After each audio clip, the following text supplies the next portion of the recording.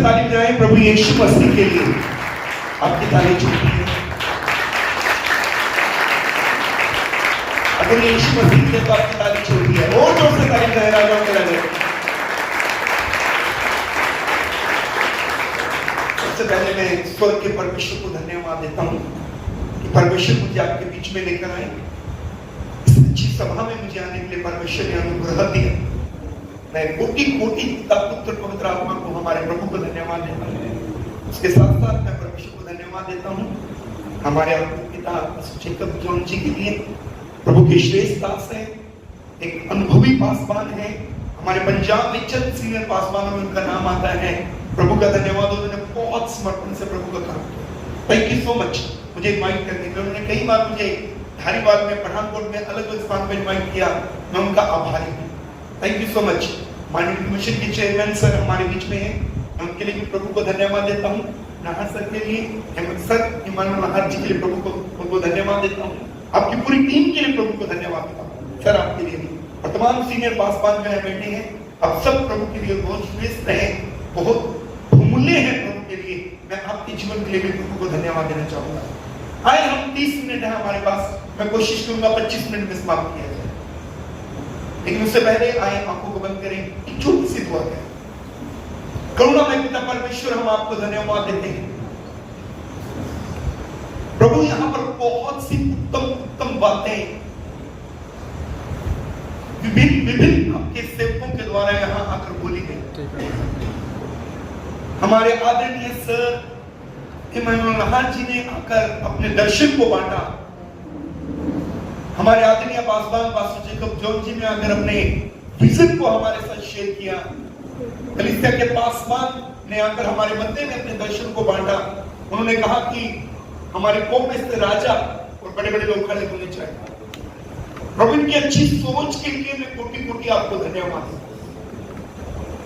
होने दीजिए प्रभु। जिनकी हृदय की चाहना है वो आप में होकर पूरी हो। इस समय है प्रभु कि कुछ समय के लिए आपके पवित्र वचन में से मनन करें। अनुग्रह दीजिए प्रभु, ताकि वचन जो इस समय स्थान के ऊपर खुले।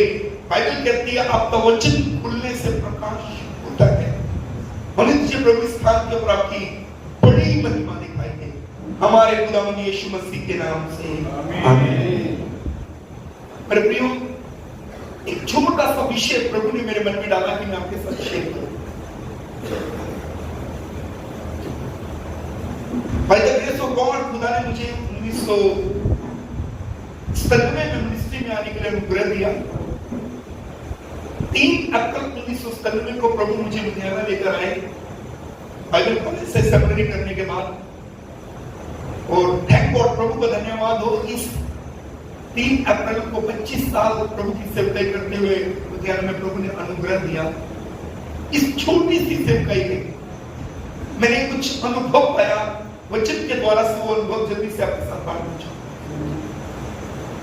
मुझे एक बात समझ में आई है बाइबल पढ़ने के बाद, वो ये समझ में आया है, अगर एक काम हम सब मिलकर लगातार करें, एक काम अगर हम मिलकर लगातार करें तो कुछ भी असंभव नहीं है।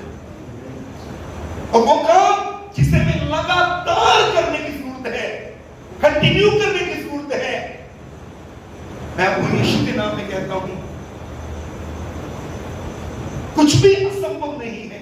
हमारी कौम से राजा खड़े होना, प्रधानमंत्री खड़े होना, सीएम खड़े होना, पीएम खड़े होना, तो छोटी सी बात है। हिंदी की बाइबल में लिखा है तो भी यहोवा के लिए ये छोटी सी बात है। परमेश्वर का नाम सुनने के नाते आश्वासन देना चाहता हूं। एक काम मुझे जो बाइबल में पढ़ने के बाद समझ में आया, अगर हम मिलकर रेगुलर करें, बिना नागा किए करें और लगातार करें, हालात बदल सकते हैं। और वो काम है, मैं आपको बताना चाहूंगा, पवित्र शास्त्र बाइबल के अनुसार वो काम है प्रार्थना। धनवान व्यक्ति हार सकता है, ज्ञानवान व्यक्ति हार सकता है, बुद्धिमान व्यक्ति हार सकता है, लेकिन मेरी बाइबल कहती है एक प्रार्थना करने वाला व्यक्ति कभी नहीं हार सकता।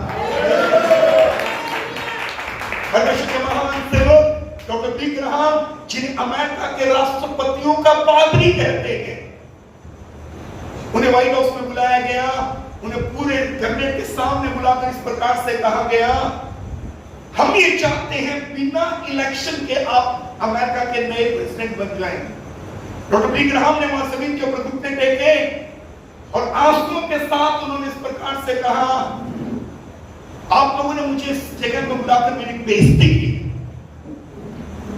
वो लोग हैरान हो गए, वो कहने लगे हमने आपकी बेइज्जती कैसे की, हमने तो बिना इलेक्शन के आपको अमेरिका का प्रेसिडेंट का पद को वोट किया है, आप कहते हैं कि बेइज्जती कर दी। उन्होंने घुटने टेककर विनम्रता से सर झुकाकर कहा, उन्होंने कहा तुम्हारी सरकार 5 साल चलती है, मैं जिस सरकार में काम करता हूं कभी बदलती नहीं है। तुम्हारी सरकार का अधिकार धरती के ऊपर है, मैं जिस सरकार में काम करता हूं पूरी दुनिया को संभालती है, स्वर्ग और जमीन उसके अधिकार में है। कोई कहेगा आमीन। उन्हें विनम्रता से धन्यवाद दिया और अपनी बाइबल ली और वहां से बाहर निकल गए। मैं आपको कहना चाहूंगा अमेरिका के कई राष्ट्रपतियों को उन्होंने अभिषेक किया, जहां वो गए वहां पर हालात बदल गए, जहां वो गए देश के देश बदल गए। आपके बेस्ट नॉलेज के लिए बताना चाहूंगा, हमारे हिंदुस्तान के अंदर जब बिली ग्राहम आए तो उनके पासपोर्ट को स्टैंप किया गया, ये व्यक्ति दोबारा इंडिया में आए, अगर ये दोबारा इंडिया में आ गया ये देश मसीह देश बन जाएगा। एक ऐसे महान प्रभु के दास, उनसे पत्रकारों का एक समूह आकर मिला, उन्होंने कहा आप जहां गए वहां देश बदल गए, आप जहां गए वहां हालात बदल गए, आप जहां गए वहां परिस्थितियां बदल गई। डॉक्टर बिली ग्राहम पुलपिट के ऊपर से प्रचार किया करते थे, प्रचार सुनने वाले लोग आंसू बहाने लगते थे। और मैं आपको बताना चाहूंगा, उनको कहा कि आप जहां गए देश के देश, शहर के शहर बदल गए। कोई 3 कारण बताइए, कोई 3 कारण बताइए परमेश्वर ने आपको इतना सामर्थ्य रूप में इस्तेमाल किया। हमने पत्रकारों के समूह से कहा ओके, पॉइंट नंबर 1 नोट करो। उन्होंने लिखा पेपर के ऊपर पॉइंट नंबर 1, उन्होंने कहा प्रार्थना। उन्होंने कहा ओके ठीक है, पॉइंट नंबर 2 लिखो। उन्होंने लिखा पॉइंट नंबर 2, उन्होंने कहा प्रार्थना। उन्होंने कहा ओके ठीक है, पॉइंट नंबर 3 भी लिख लो। उन्होंने पॉइंट नंबर 3 लिखा, उन्होंने कहा प्रार्थना। बोलिए हालेलुया। मैं आपको कहना चाहूंगा मेरे प्रियो, परमेश्वर का दास होने के नाते मैं स्थान के ऊपर विनम्रता से आपसे एक आग्रह करना चाहूंगा। एक प्रार्थना करने वाला व्यक्ति कभी ना हारेगा, एक प्रार्थना करने वाला व्यक्ति कभी ना हारेगा।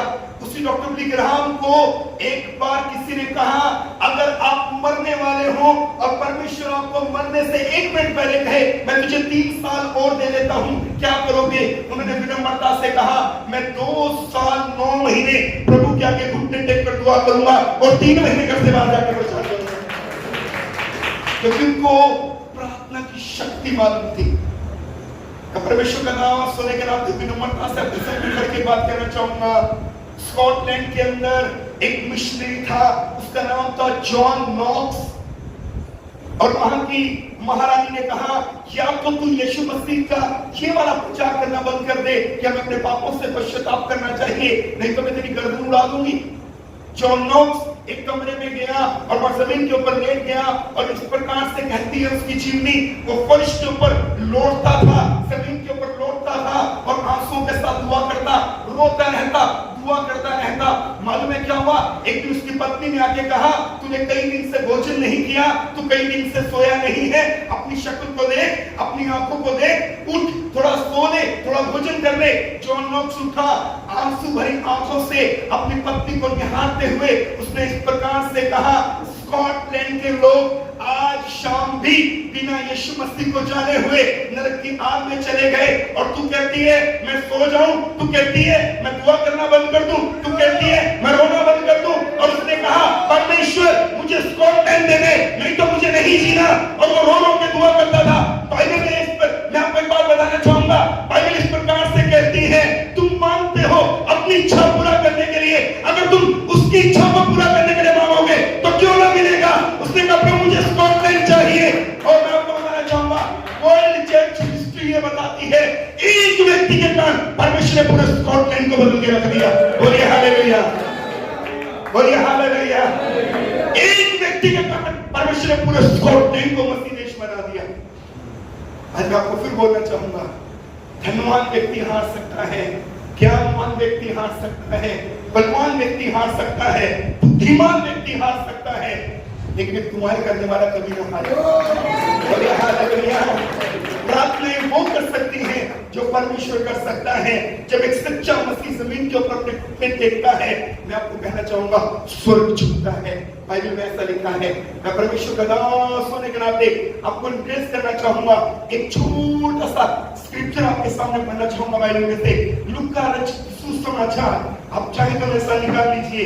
मेरे मात्र इस समय में 18 मिनट रह गए हैं और मैं पक्का कोशिश कर रहा हूं कि अपने समय से पहले आपको छोड़ दूं। निकालें लूका रचित सुसमाचार 1 अध्याय। परमेश्वर का पवित्र वचन इस प्रकार से कहता है, इसके 5 पद में लिखा है, यहूदियों के राजा हेरोदेस के समय में अबिय्याह के दल में जकरिया नामक एक याजक था और उसकी पत्नी हारून के वंश की थी जिसका नाम एलीशबा था। वे दोनों परमेश्वर के सामने धर्मी थे और प्रभु की सारी आज्ञाओं और विधियों पर निर्दोष चलने वाले थे। उनके कोई भी संतान न थी क्योंकि एलीशबा बांझ थी और वे दोनों बुढ़े थे। जब अपने दल की पारी पर परमेश्वर के सामने याजक का काम करता था तो याजकों की रीति के अनुसार उसके नाम पर चिट्ठी निकली कि वो प्रभु के मंदिर में जाकर धूप जलाए। धूप जलाने के समय लोगों की सारी मंडली बाहर प्रार्थना कर रही थी। उस समय प्रभु के स्वर्गदूत की वेदी की दाहिनी ओर खड़ा हुआ उसको दिखाई दिया। जकरिया देखकर घबराया और उस पर बड़ा भय छा गया। परंतु स्वर्गदूत ने उससे कहा, हे जकरिया भयभीत न हो, क्योंकि तेरी प्रार्थना सुन ली गई है और तेरी पत्नी एलीशबा से तेरे लिए पुत्र उत्पन्न होगा और तू उसका नाम यूहन्ना रखना। तुझे आनंद होगा और बहुत लोग उसके जन्म के कारण आनंदित होंगे क्योंकि वो प्रभु के सामने महान होगा और दाख मधु और मदिरा कभी ना पिएगा और अपनी माता के गर्भ से पवित्र आत्मा से परिपूर्ण हो जाएगा। मैं आपको एक बात कहना चाहूंगा, आगे देखिए। परमेश्वर का पवित्र वचन इस प्रकार से कहता है, एक स्त्री है उसका नाम एलीशबा है, उसके पति का नाम जकरिया है। बाइबल इस प्रकार से कहती है, खुदा का पाक कलाम इस प्रकार से कहता है, ये दोनों धर्मी हैं और एक वर्ड बाइबल में लिखा है, वो परमेश्वर की सारी आज्ञाओं और विधियों पर निर्दोष चलने वाले हैं। ये शब्द बाइबल में यीशु मसीह के अलावा केवल इनके लिए लिखा गया। परमेश्वर की सारी विधियों और आज्ञाओं पर निर्दोष चलने वाले। अब मालूम है क्या हुआ? जो लोग परमेश्वर की आज्ञाओं और विधियों पे चलते हैं, वो बस 28 अध्याय में लिखा है परमेश्वर उन्हें संतान देता है। वो बस 28 में लिखा है परमेश्वर उन्हें संतान देता है। वो लिखा धन्य तेरी संतान। और 28 के 1 में लिखा है, तुमने परमेश्वर की आज्ञाओं को माने तो ये सारे आशीर्वाद आएंगे। वहां लिखा धन्य तेरी संतान। और ये परमेश्वर की आज्ञाओं और विधियों पर पूरी रीति से निर्दोष चलते थे। लेकिन कमाल की बात, इनके पास औलाद नहीं थी। अब आगे देखिए और समझिए 1 मिनट के लिए, सोच के देखिए। अगर इनकी 25 साल की उम्र में शादी हुई, 25 साल से 30 साल आगे 5 साल दुआ करते हुए प्रभु बच्चा दे, लेकिन बच्चा नहीं आया। 35 साल हो गए, प्रभु बच्चा दे, बच्चा नहीं आया। 40 साल हो गए, प्रभु बच्चा दे, बच्चा नहीं आया। शादी के मैं आपको कहना चाहूंगा 45 साल हो गए, प्रभु बच्चा दे, बच्चा नहीं आया। बुढ़े हो गए। स्वर्गदूत ने आके बारे में क्या बोला था? इस वृद्ध व्यक्ति, इस बुढ़े व्यक्ति जकरिया को स्वर्गदूत जकरिया नामक व्यक्ति को स्वर्गदूत ने आके क्या बोला? तेरी प्रार्थना सुन ली गई। ऊपर क्या लिखा? वे दोनों बुढ़े थे। मैं आपको कहना चाहूंगा, जवानी से बुढ़ापा आ गया, लेकिन इन्होंने दुआ करना बंद नहीं किया।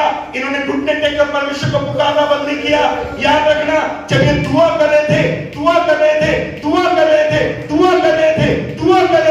ऐसा हुआ परमेश्वर को अपना एक स्वर्गदूत भेजना पड़ा। परमेश्वर को कहना पड़ा जा, क्योंकि वो दुआ में नहीं हारे। मैं आपको एक बात कहना चाहूंगा, दुआएं करने वाले लोगों को जमीन से नहीं स्वर्ग से मदद आनी शुरू हो जाती है। और ये हालेलुया, उनको केवल धरती मदद नहीं करती, हेवन भी उनको सपोर्ट करने लगता है। और ये आमीन। स्वर्गदूत आगे कहता है, तुम्हारी प्रार्थनाएं सुन ली गई। अब कमाल की बात, स्वर्गदूत ने कहा तुम्हें खुशखबरी मिलेगी। जो लोग दुआएं करते हैं उनके जीवन में खुशखबरियां हैं। उसने कहा तुम्हारे घर में एक बेटा होगा, वो महान होगा, वो गर्भ से पवित्र आत्मा से भरा होगा। मैं आपको कहना चाहूंगा, अगर आप दुआ करने वाले हैं, अगर कलीसिया दुआ करने वाली है, अगर पादरी दुआ करने वाले हैं, यहाँ तो फिजिकली बेटा पैदा हुआ जकरिया और एलीशबा के, लेकिन अगर आप दुआ करने वाले हैं, आपकी चर्च में जो आत्मिक बच्चे पैदा होंगे, वो गर्भ से किए होंगे, वो बड़े होंगे, महान काम करेंगे। बोला तुम्हारा बच्चा महान काम करेगा। बोलिए हालेलुया। कलीसियाएं करती है, जो आसमान लगातार दुआएं करते हैं, उनकी कलीसियाओं में जो आत्मिक रीति से बच्चे पैदा होंगे वो महान होंगे। हालेलुया, बोलिए हालेलुया। हम बात कर रहे थे कि हमारे यहाँ अच्छे और महान और बड़े लोग हों। यहाँ लिखा है एलिशमा और जकरिया दुआ करने वाले थे, नबूवत हुई तुम्हारे यहाँ जो बच्चा आने वाला है, आने वाली पीढ़ी जो आने वाली है वो महान होगी। आप दुआएं करनी शुरू कर दीजिए, कहने की जरूरत नहीं है। कलीसिया में से महान महान लोग खड़े कर देगा, महान महान लोग खड़े कर देगा, उन्नत लोग खड़े कर देगा खुदा, जो पूरी दुनिया में खुदा के नाम पहुंचा उठाएंगे। कोई कहे आमीन, हालेलुया, जो सब हालेलुया। एक बात मैं आपको बोलना चाहूंगा, बाइबल में लिखा है एलिशमा और जकरिया दोनों दुआ करने वाले थे। अब मालूम में क्या हुआ, इनके घर में एक बेटा आया, इनके घर में एक बेटा आया, उसका नाम यूहन्ना था। वो यरदन नदी में खड़ा हुआ, तो देखिए आगे देखिए प्लीज, वो यरदन नदी में खड़ा हुआ और यरदन नदी में खड़ा होने के बाद वो लोगों को बपतिस्मा दे रहा है। आपके नॉलेज के लिए बताना चाहूंगा, यरदन शब्द का अर्थ है मृत्यु। यरदन शब्द का अर्थ है मृत्यु। जब आप हिब्रू ग्रीक की बाइबल, न्यू टेस्टमेंट ग्रीक में लिखा गया, यूनानी में लिखा गया। यूनानी में जब आप यरदन का मीनिंग पढ़ोगे बाइबल में, तो यरदन का अर्थ है मौत। क्योंकि यहोशू की किताब में लिखा है यरदन कटनी के समय में अपने किनारों के ऊपर बहती थी और ये बाढ़ आ जाती थी और सब डिस्ट्रॉय करके चली जाती थी। यहोशू की किताब में लिखा, इसलिए लोगों ने यरदन का नाम मृत्यु रख दिया।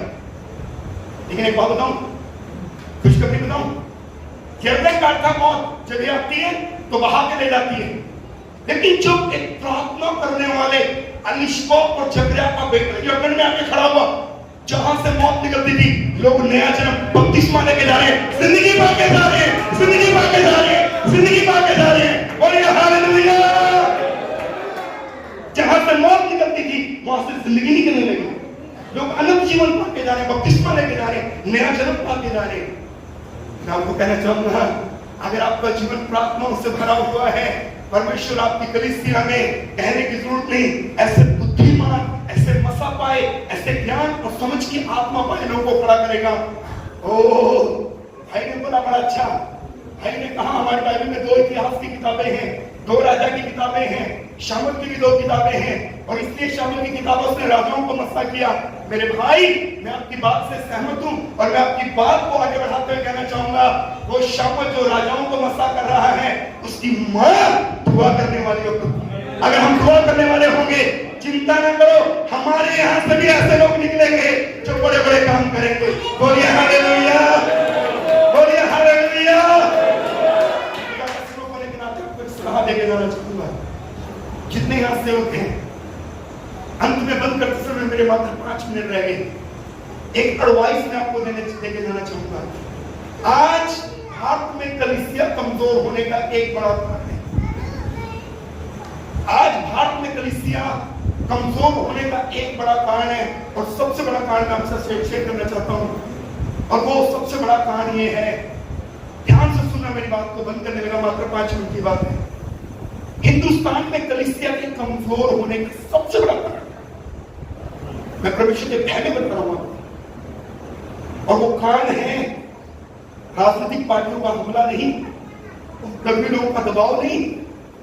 आज भारत में कलीसिया के कमजोर होने का सबसे बड़ा कारण बताऊं मैं आपको। याद रखना, ये कांड जब जाएंगे हम लोग, उससे पहले एक स्टेटमेंट देना चाहता हूं। आपका बेस्ट टाइम वो नहीं है जो आपने प्रभु की सेवा में बिताया, आपका बेस्ट टाइम वो है जो आपने प्रभु के साथ बिताया।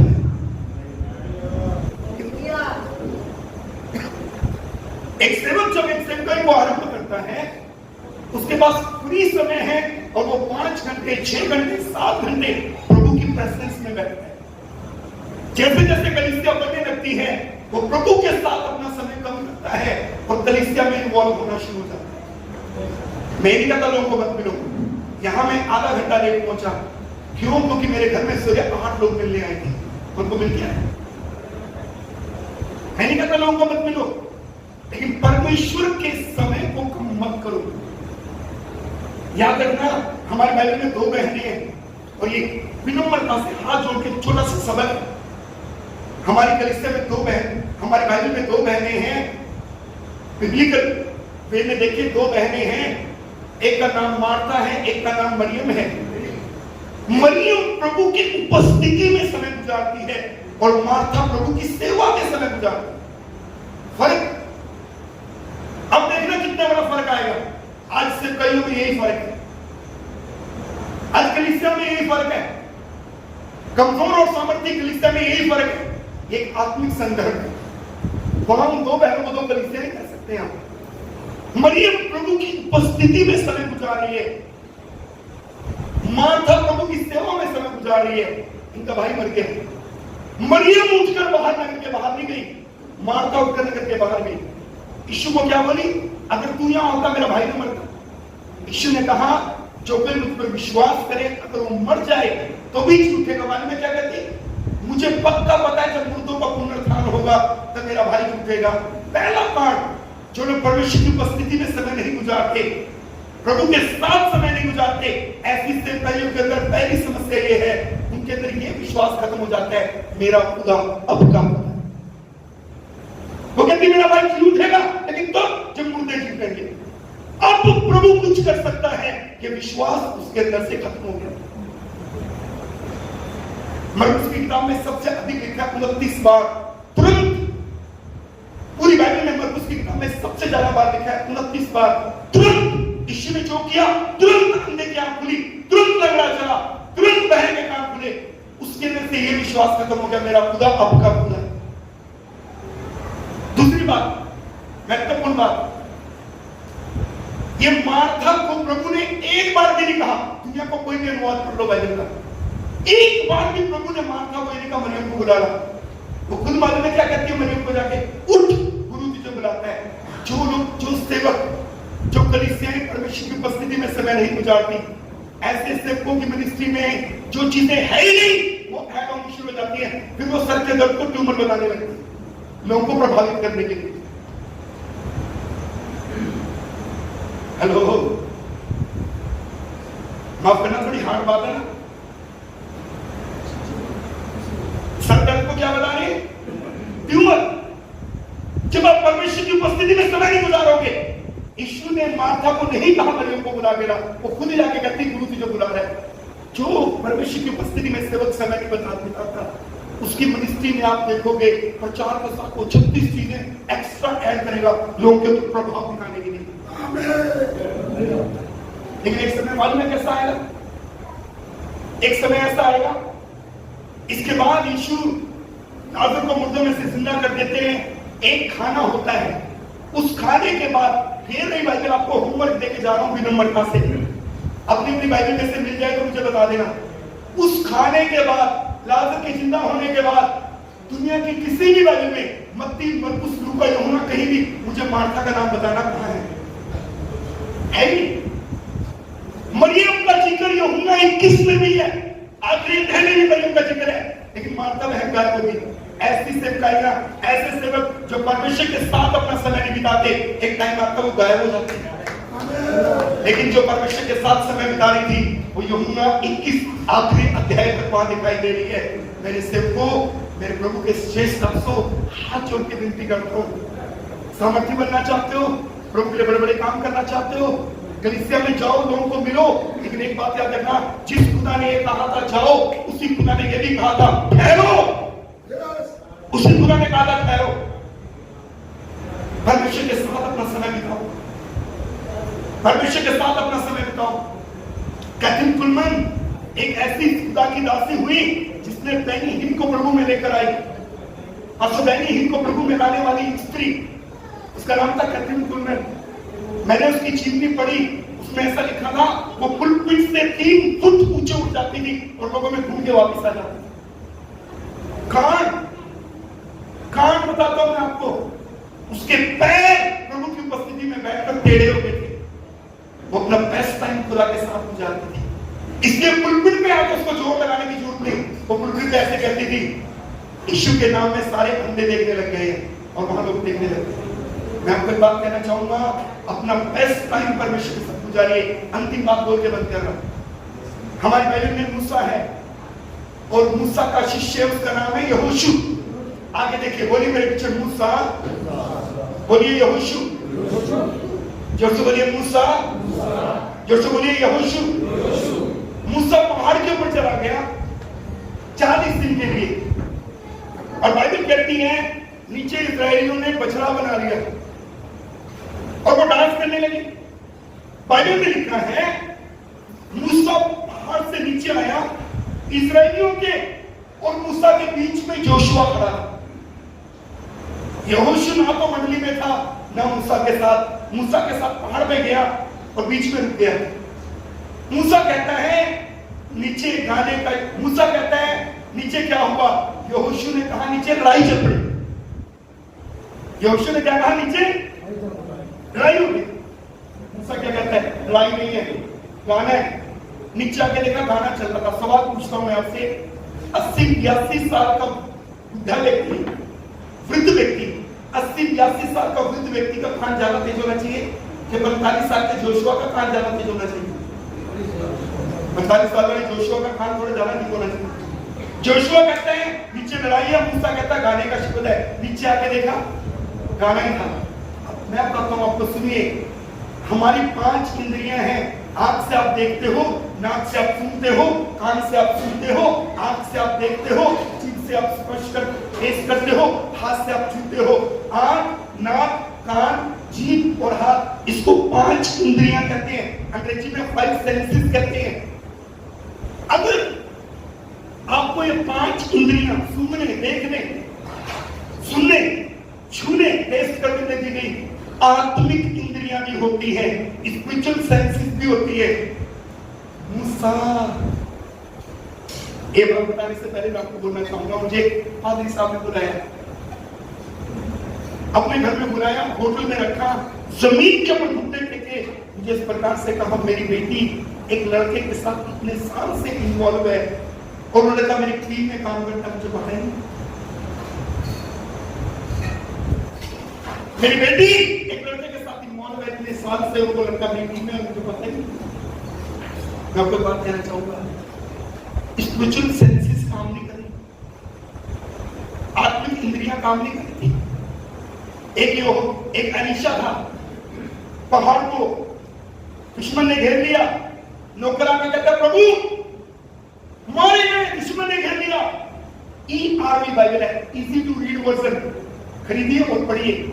ERV बाइबल में लिखा है अलीशा ने कहा हे प्रभु इसकी स्पिरिचुअल सेंस को खोल दे, इसकी आंख की इंद्री को खोल, आत्मिक इंद्री को।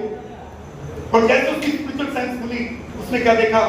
दुश्मन ने हमें घेरा हुआ, लेकिन उससे पहले अग्नि में रथों ने हमें घेरा। एक सेवक को स्पिरिचुअल सेंस की जरूरत है। हमारे में कब आती है? मूसा से सीखिए, 40 दिन खुदा की उपस्थिति में था, इसलिए उसको पता चलता है नीचे गाने का शब्द है। जोशुआ कहता है लड़ाई है, नीचे आके देखा गाना ही था। मैं आपको कहना चाहूंगा, जब आप परमेश्वर की उपस्थिति में ठहरोगे, पवित्र आत्मा आपको बताएगा किस व्यक्ति को कलीसिया में कहां तक रखना है, किस व्यक्ति को अगुवा बनाना है, किस व्यक्ति को आगे लेके आना है, किस व्यक्ति को लीडर बनाना है, किस व्यक्ति को आगे लेके चलना है। परमेश्वर स्पिरिचुअल सेंसेस के द्वारा आपको बताएगा। बंद करते समय कह रहा हूं, एक काम करें। जॉन हाइड का नाम लिया खुदा के दास ने। मोगा के अंदर सीएमई चर्च का नाम है जॉन हाइड मेमोरियल चर्च। उस व्यक्ति ने जमीन के ऊपर घुटने टेके, और जहां जॉन हाइड में गोरा था, जहां उसने घुटने टेके, इतने बड़े बड़े 2 गड्ढे बढ़ गए जमीन के अंदर। मन में क्या कहता था? प्रभु एक आत्मा चाहिए मुझे, एक व्यक्ति मेरे टेंट में आए, तौबा करके जाए, नहीं तो मेरा प्राण ले ले, मुझे नहीं जीना। एक व्यक्ति उसके टेंट में आता, एवरी डे तौबा करता और चला जाता। धीरे धीरे वो टेंट बढ़ने लगा, कुछ करने की जरूरत नहीं पड़ी उसको। बाद में उसने कहा मुझे माफ कर देना, मैं थोड़ा लालची हूं। 4 व्यक्ति एक दिन के चाहिए, नहीं तो मेरा प्राण ले ले। 4 व्यक्ति एवरी डे टेंट में आते, तौबा करते, प्रभु को अपना जीवन देते और कलीसिया में ऐड हो जाते। मालूम होता है कि बढ़ना शुरू हो गया। इसे कहते हैं सियालकोट की बेदारी। जॉन हाइट ने वहां बैठ के दुआएं करी और पूरे नॉर्थ इंडिया में बेदारी फैल गई। इसलिए हमारी सीएनए चर्च ने मोगा के चर्च का नाम रखा John height CNA memorial church. मैं आपको परमेश्वर का दास सुनने की नाते एक बात करना चाहूंगा।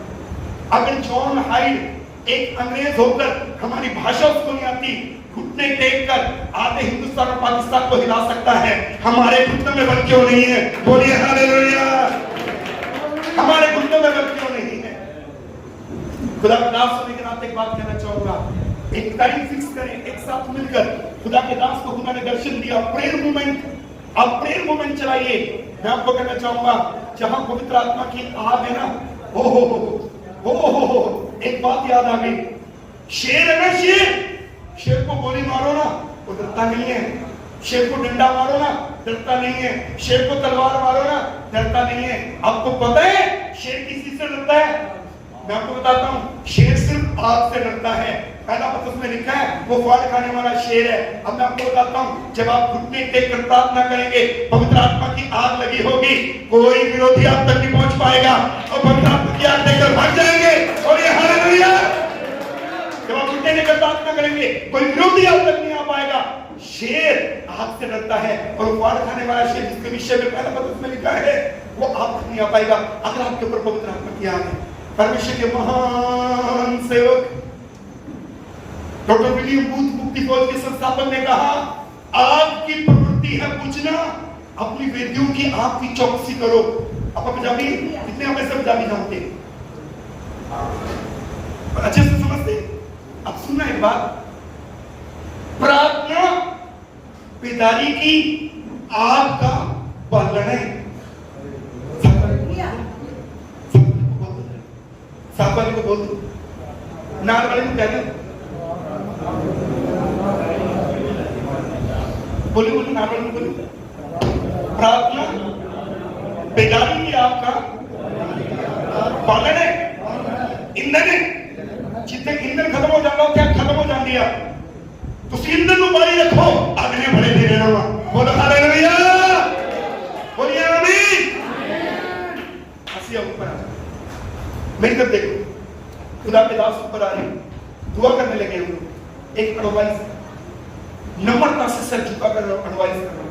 हंसी नहीं आ रही, मेरे साथ खड़े, मेरे साथ खड़े हो जाइए। अब देखिए, आगे देखिए, दुनिया का सबसे बड़ा रिवाइवल पौलुस के बाद दुनिया का सबसे बड़ा रिवाइवल असूसा स्ट्रीट में आया। असूसा स्ट्रीट में आप में से कईयों ने नाम भी नहीं सुना होगा, कईयों ने सुना होगा। पौलुस के बाद दुनिया का सबसे बड़ा रिवाइवल असूसा स्ट्रीट में आया। असूसा स्ट्रीट, सर ने बहुत लाइक किया सर नाम, आप सबको नहीं पता होगा। अमेरिका में एक जगह थी, इसका नाम था असूसा स्ट्रीट। असूसा स्ट्रीट में दुनिया का सबसे बड़ा रिवाइवल आया। घोड़े जहां रखते हैं ना, अस्तबल, वो जगह उस पादरी ने लेनी थी, वहां चर्च चलता था। पादरी का नाम था विलियम जे सिमोर। विलियम जे सिमोर पादरी साहब, उसको प्रचार नहीं करना आता था अच्छे से। नेट के ऊपर चेक कर लो, आपको एक भी सरमन नहीं मिलेगा विलियम जे सिमोर का। लेकिन मालूम है क्या करना आता था? उसको घुटनों के बल अन्य भाषा बोल के प्रार्थना करनी आती थी, और वो बस घुटने टेकता था, अन्य भाषा बोल के प्रार्थना करता रहता था। एक बिना हाथ वाला व्यक्ति जब उसकी चर्च में आ जाता, उसके सर पे हाथ रख के दुआ नहीं करता था, यीशु के नाम में चंगा हो जा। वो कहता था कि साथ बैठ के दुआ कर। दुआ करते करते ये व्यक्ति उनको बताता था, सर रुक जाओ, दुआ करते, एक मिनट मेरी बात सुन लो। बोले क्या हो गया? कटा हुआ हाथ, बाजू निकल कर बाहर आ रही है, उंगलियां बाहर आ रही है, नाखून बाहर आ रही है, ना उंगलियों में गुट बाहर आ रही है, कटे हुए पैर, कटे हुए हाथ निकल। अपने घर जाओ, इंटरनेट को खोलो, सबके पास मोबाइल है, यूट्यूब चेक करो, असूसा स्ट्रीट रिवाइवल लिखो, आपको पता चल जाएगा। कटे हुए हाथ, बाजू में से निकल कर उंगलियां बाहर आ रही है, पैर निकल कर बाहर आ रहे। विलियम जे सिमोर सिर्फ घुटने टेककर दुआ करने वाला एक व्यक्ति था। उसको किसी को बताने की जरूरत नहीं पड़ी, यहाँ एक चर्च है, लोग समुद्री जहाजों में भर भर के वहां। आज मैं आपको परमेश्वर का दास होने के नाते प्रोत्साहित करके जाना चाहता हूँ इन वर्ड्स के द्वारा। आप ईमेल फेल हो सकती है, ईमेल फेल हो सकती है, ईमेल फेल हो सकती है, सारी मेल फेल हो सकती है, लेकिन ये ईमेल कभी फेल नहीं हो सकती। इन घुटनों के बल आकर की गई मेल कभी फेल नहीं होती। जब आप जमीन के ऊपर घुटने टिकते हैं, एक परमेश्वर के सेवक ने कहा आपकी समस्या का हाल आपकी समस्या से उतना दूर है जितना दूर आपके घुटने जमीन से। बोलिए आमीन। फिर से बोलिए आमीन। आमीन। बोलिए आमीन। आमीन। मेरे पास बहुत सी बातें हैं प्रेयर के ऊपर आपको बोलने के लिए। एक प्रेयर मूवमेंट है जो पास्टर जेकब जॉर्ज जी को प्रभु ने दर्शन दिया। मैं कहना चाहूंगा सारी समस्याओं का हल सिर्फ प्रार्थना है। ये बाइबल में लिखा है। आप प्रार्थना कीजिए, परमेश्वर ऐसे लोगों को अपने आप आपके पास ले आएगा। आप प्रार्थना कीजिए, परमेश्वर नगर को बदल देगा। आप प्रार्थना कीजिए, आपके शहर के एमएलए एमपी अपने आप बदलने लगेंगे। आप प्रार्थना कीजिए, आपके शहर के सीएम अपने आप ही प्रभु को ग्रहण कर लेंगे। मैं कहूंगा, मैं परमेश्वर का दास होने के नाते विनम्रता से कहना चाहता हूँ, प्रेयर मूवमेंट शुरू कीजिए। धनवान हार सकता है, ज्ञानवान हार सकता है, बलवान हार सकता है, प्रार्थना करने वाला कभी नहीं हारता।